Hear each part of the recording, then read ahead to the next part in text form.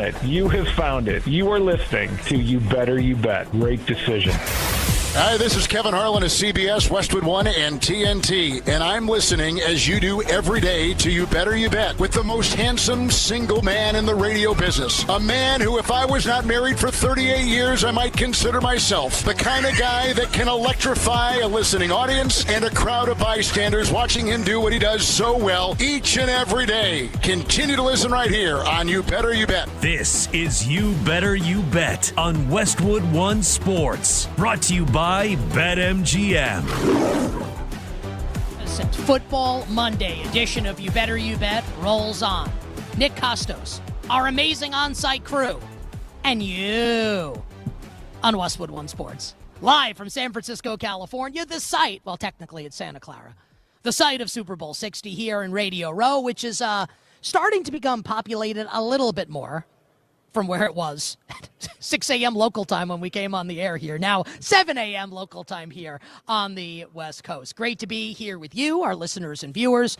Awesome first hour of the show, giving thoughts on Super Bowl 60 with the Patriots and the Seahawks, and my thoughts on the Raiders set to hire Clint Kubiak as their next head coach, the Arizona Cardinals set to hire Mike LaFleur as their next head coach, and why I think the Niners hire of Raheem Morris as defensive coordinator, a slam dunk for San Fran head coach Kyle Shanahan.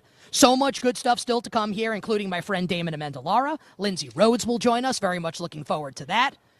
But man, this is a special spot coming up for yours truly. And I hope that our guests will appreciate what I'm about to say, because as a lifelong fan of the New York football, I promise this won't be this type of thing, but I have to be honest here. The fact that I get to speak with Ernie Accorsi right now is awesome for Nick Kostos. Even at 42 years old, getting to speak with the man who was instrumental in the Giants drafting Eli Manning, which directly led to my favorite team winning 2 Super Bowl championships. But even more than that, a figure central to the history of the National Football League. And don't believe me? Look it up. With John Elway in '83 in Baltimore and Denver, so much NFL history written by the man that joins us right now on the show. An absolute pleasure to have him, the great Ernie Accorsi. Ernie, I sincerely appreciate the time. Happy Super Bowl week. How's it going? It's going well. Thank you. It's very nice of you to say those things. It's really my pleasure to be with you. I really appreciate that. And just, you know, when Ernie Accorsi wakes up Monday morning of Super Bowl week, what sorts of thoughts do you think about, like, the Super Bowls of past years? Like, kind of what goes through your mind this week as we get set for the Super Bowl to be played this Sunday?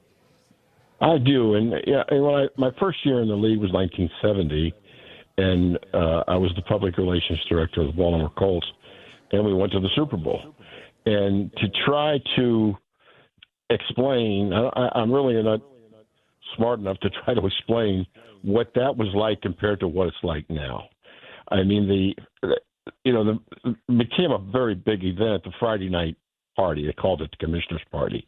Well, in 1970, Super Bowl V, it was in a small hotel ballroom with just a bunch of tables sitting around and a little orchestra on the stage.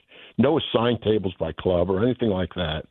Not that many people were there. There was a lot of people covering it, but they didn't really come to the party. So it wasn't an event.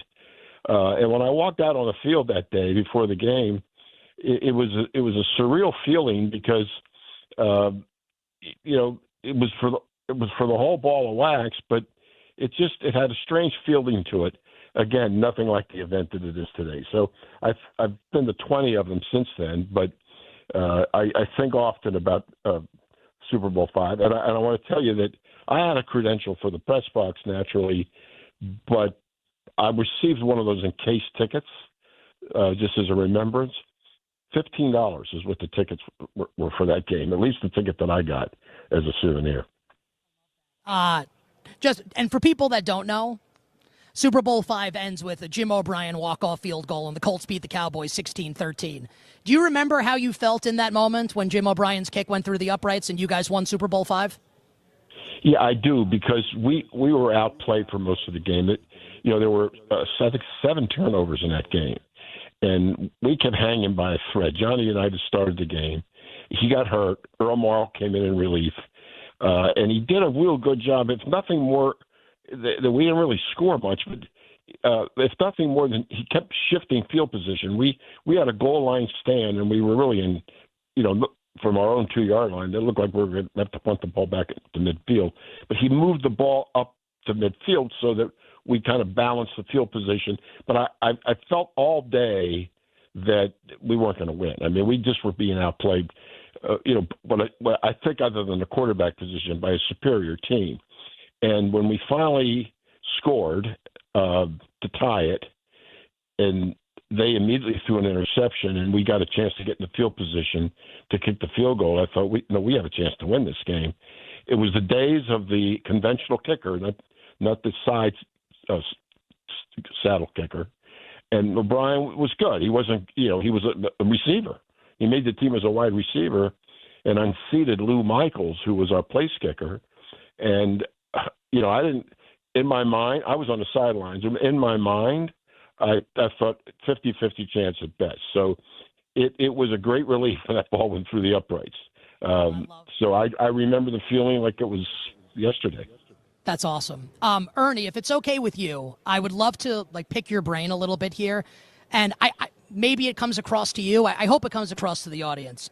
I love the National Football League. I love the history of the NFL. And when I was talking with Bill Zimmerman, who booked you for the show, last week, and we were talking about, guests for the Super Bowl, it's I would love to do something on the history of the league and some of the best teams ever. And we both thought Ernie Accorsi would be great. So having you on here is a thrill, and this is awesome. I'd love to ask you about some of that stuff if it's okay. So question number one on this front would be, and I can kind of give my opinion, and I think my opinion is more educated than a lot of people's, but you lived this. So I think it should have gravity coming out of your mouth. So just curious, what do you think, what does Ernie Accorsi think is the best single-season team in the history of the National Football League, and why? Well, first of all, it's tough to argue with the 72 Dolphins because they didn't lose. I don't know that I'd rank them with the team I'm going to bring up in a second as far as position by position, but they were beautifully coached by Shula, and they won every game that they played. But it's tough to pinpoint one of these four teams because they're all the same franchise. But I say the mid-77 Pittsburgh Steelers. Now, I would maybe say the 77 team or 75 team. They won in 74, 75, 78, and 79, I guess it was. But that team, to me, was the most powerful Super Bowl team because I always thought that the two greatest teams that I experienced in my time, and this goes as a fan, too, because the first one I'm going to mention was 1962, would be the 62 Packers. Were so powerful. That was a peak talent year before Horney and Taylor got older and got injured. And the Steelers of the mid-70s. They just were – you weren't going to score on them. The defense was so powerful. They had superstars on offense with two Hall of Fame receivers, Franco Harris and Bradshaw, a great offensive line. That, to me, was the most powerful team. And you could pick whichever one. I wouldn't pick the 74 team. That was the first one. But any of the other three that won championships in the mid-70s, that would be my choice. Curious, Ernie, because people will always bring up the 85 Bears, right, as the best single-season team. Do they not kind of stand up there for you along with the seven? And I know, and that doesn't mean you think they're bad. Obviously, they lost one game to Miami and won the Super Bowl and destroyed New England in that Super Bowl. What about the 85 Bears as it concerns the best teams ever? Well, no question. You asked me to pick one. There's no question. I think the two greatest defenses that I ever saw in Super Bowls were the 85 Bears and the 2000 Ravens. And one was really more powerful. The other one was quicker. That defense with the Ravens was the quickest defense I've ever seen. I think offensively, when you're looking at an offense that had two wide receivers that are in the Hall of Fame, Franco Harris is in the Hall of Fame, Terry Bradshaw is in the Hall of Fame. That I'd give them the edge because of the offense. But no, the Bears defense that 85 Bears team would rank very, very high. I just remember, and I know obviously you were with the Giants when the Giants lost Super Bowl 35 to the Ravens. I don't know if you'll appreciate this anecdote or not, but I remember sitting down to watch that game with my father, my late father, who turned to me after the first play of the game as the camera zoomed in on Kerry Collins. We loved Kerry. And my dad goes, his eyes are as wide as dinner plates. I think we're screwed. And then the Ravens would obviously go on to win that game. You guys would win a couple Super Bowls, obviously, or you with the drafting of Eli Manning would win a couple championships. So that Ernie, the best teams that you've seen that won a championship. Now, maybe the 07 Patriots is the answer here because they were undefeated up until Super Bowl 42 against Eli Manning and the Giants. Who do you think is the best team in NFL history that did not win the Super Bowl? Would be what and why? You're talking about the Super Bowl era now. Yeah, you could even give us one from before the Super Bowl era if you'd like as well. I'd have to think about that for a second.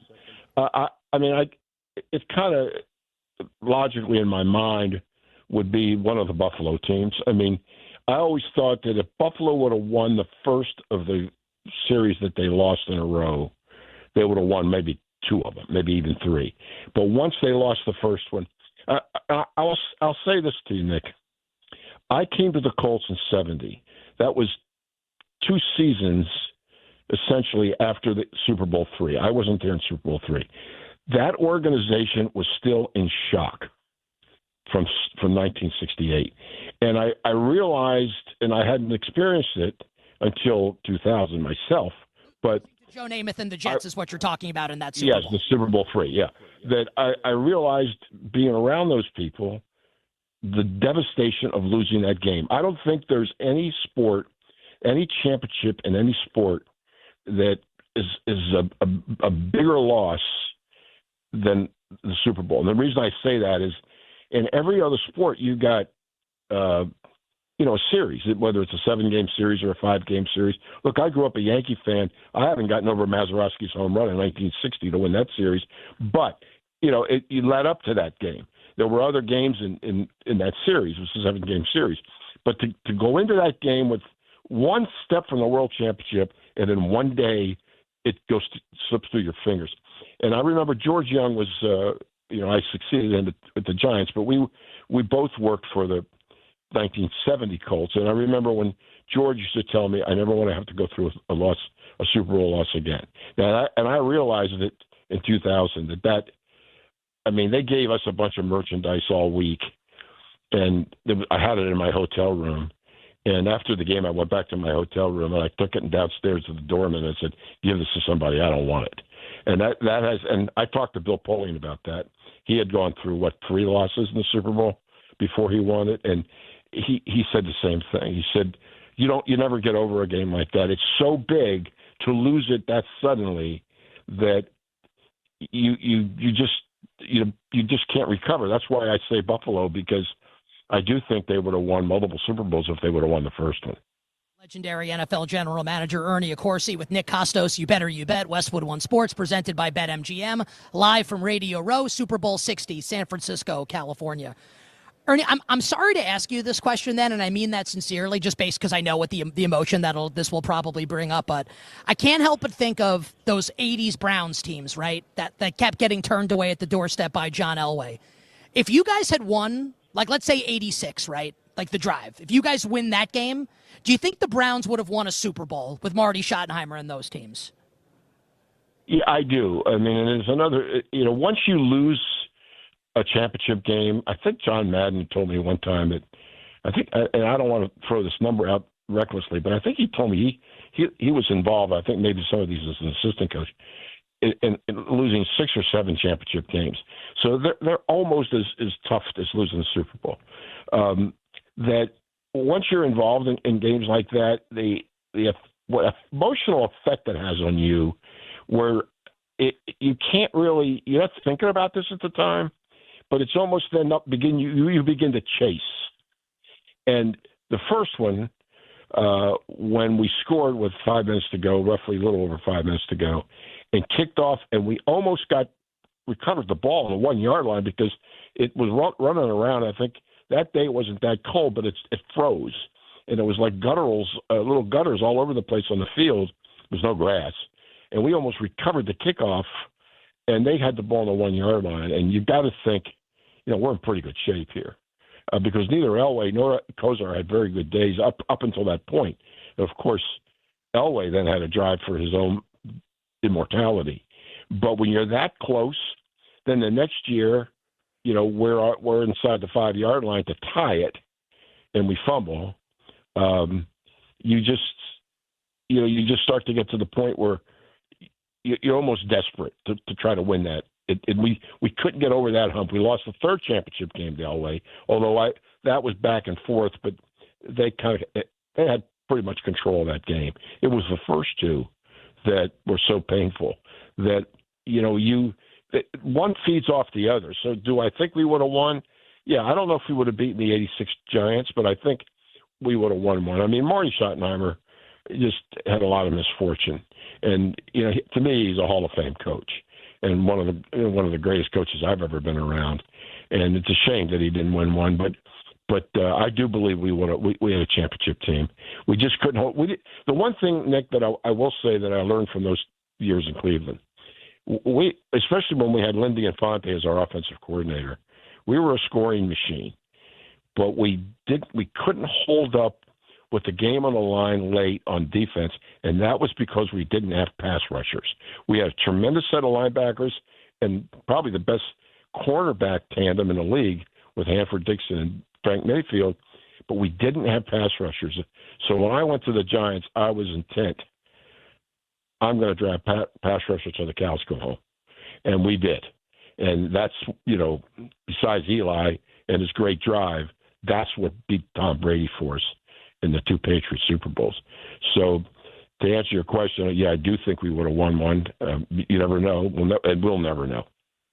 And an anecdote from, and I know this obviously, like that Ernie refused to put O.C. Umenyiora in the trade with the Chargers to get Eli Manning. That turned out to be pretty prescient, obviously, with O.C. and Tuck and Strahan, even like Jay Alford making big plays in Super Bowl 42. So I don't want to put words in your mouth, Ernie, and I'd love for you to kind of like describe your feeling in that moment, because you weren't with the Giants anymore in 07, like you had turned the reins over to Jerry Reese, and he had what I actually consider to be like one of the most underappreciated drafts ever and I don't know how much you had to do with that, but what Jerry Reese did in 2007, with every player that he drafted basically playing a role in winning Super Bowl 42 against the then undefeated New England Patriots.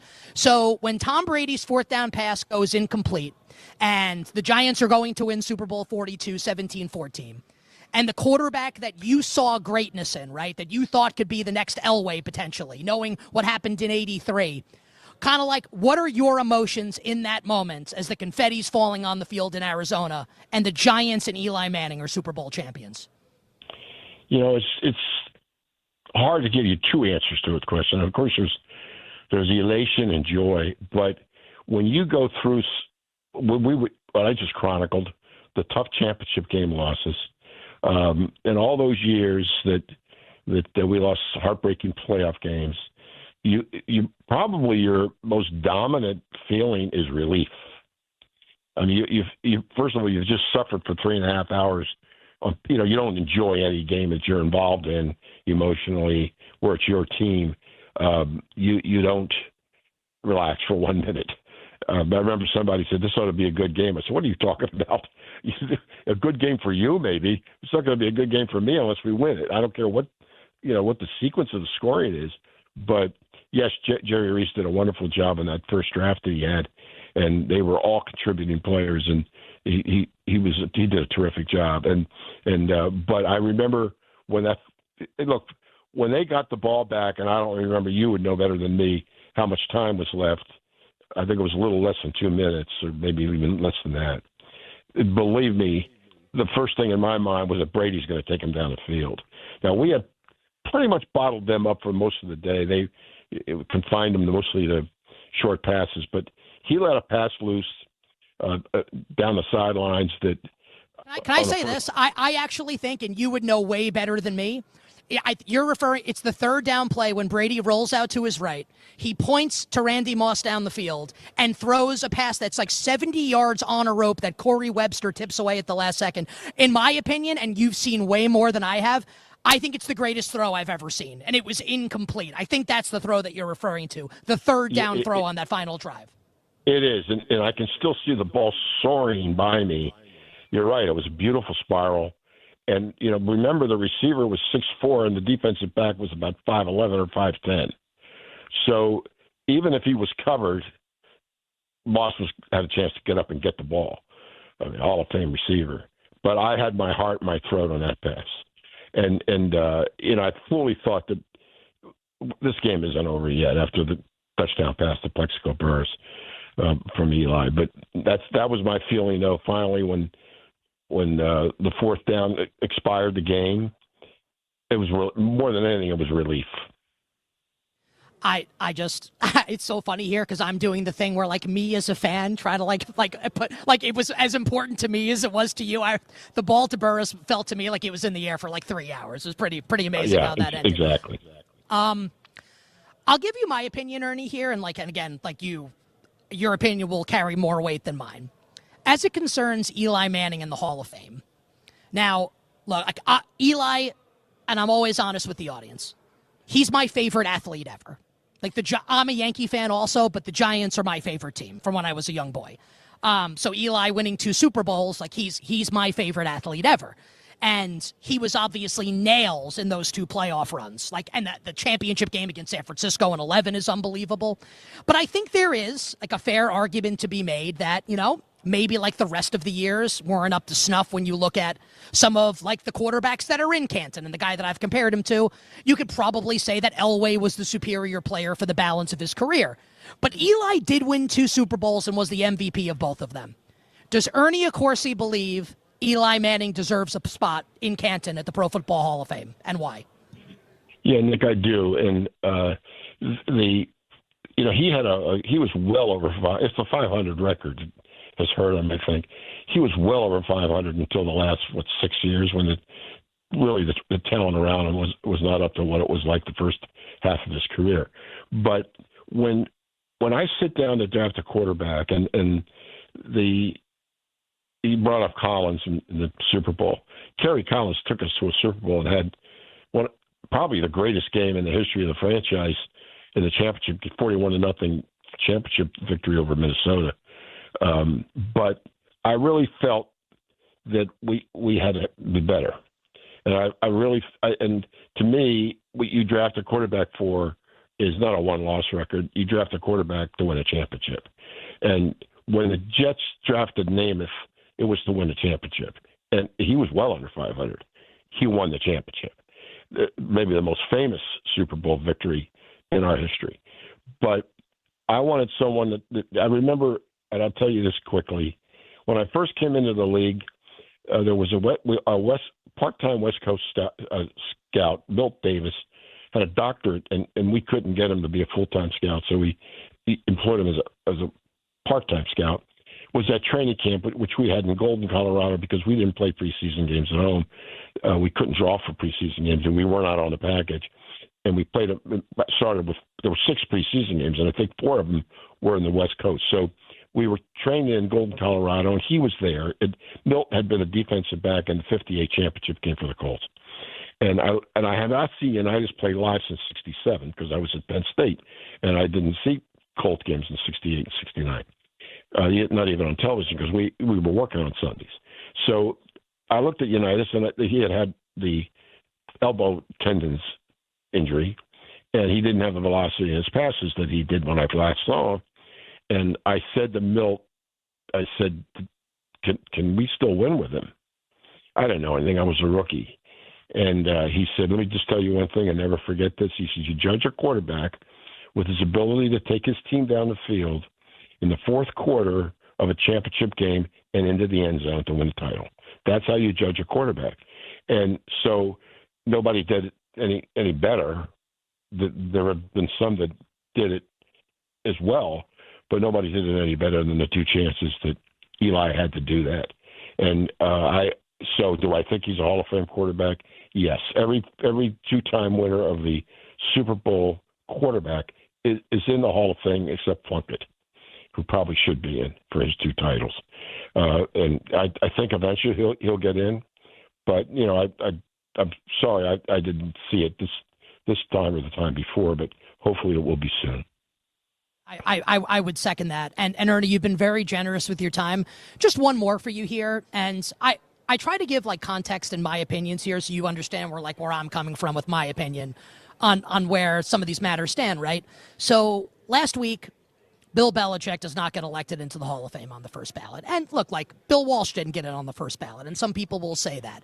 It does feel a little ridiculous, given, and I think a lot of people don't know that Bill Belichick, before he was a Super Bowl winning head coach with the Patriots, was the defensive coordinator of the Giants when they won 2 with Bill Parcells, and the Super Bowl 25 game plan is in Canton. So he doesn't get in on the first ballot, and I think back to Terrell Owens not getting in until the third ballot, and it just feels to me, Ernie, and again, I will defer to you on this stuff, given your football life being what it is.